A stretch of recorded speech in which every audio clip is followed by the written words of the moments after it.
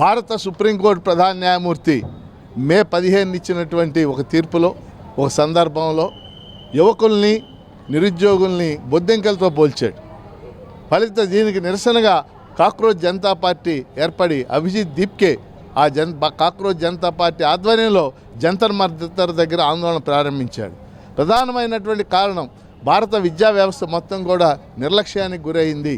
ధర్మేంద్ర ప్రధాన్ రాజీనామా చేయాలి, neat paper leak అయింది, ఎన్టీఏ నేషనల్ టెస్టింగ్ ఏజెన్సీ అనేది వైఫల్యం చెందింది. ఈ డిమాండ్స్తో జరిగితే జూలై 20న పార్లమెంట్ పిలిపిస్తే పోలీసులు చాలా దారుణంగా ప్రవర్తించారు. దాదాపు 100 నుంచి 150 మంది విద్యార్థులు యువకులు పోలీసులు దౌర్జన్యంలో గాయపడ్డారు. పెల్లెట్ గన్స్ వాడారు, బాష్మావాయువు ప్రయోగించారు, మేకులున్నటువంటి లాఠీలు వాడారు. వీటన్నిటి ఫలితంగా ఉద్యమం పెరిగింది, దేశానికి వ్యాప్తి చెందింది. ఖచ్చితంగా ధర్మేంద్ర ప్రధాన్ రాజీనామా చేయాల్సి వచ్చింది.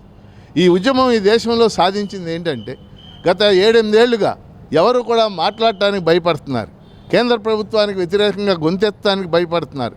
ఈ రాజ్యాంగం ఇచ్చినటువంటి హక్కులు, ముఖ్యంగా భావ ప్రకటన స్వేచ్ఛ కానీ, నిరసన తెలియజేసే హక్కు కానీ ఇవేవీ లేకుండా పోయినటువంటి పరిస్థితి. జనజీ ఉద్యమం మరోసారి ధైర్యాన్ని కలిగించింది. మనం మాట్లాడవచ్చు అని చెప్పింది, రాజ్యాంగ లక్ష్యాలు నెరవేర్చుకోవచ్చు అని చెప్పింది. అంతేకాకుండా ఈరోజు స్కూల్స్ బాగు చేయాలనే ఉద్యమాన్ని కూడా వాళ్ళు స్టార్ట్ చేశారు.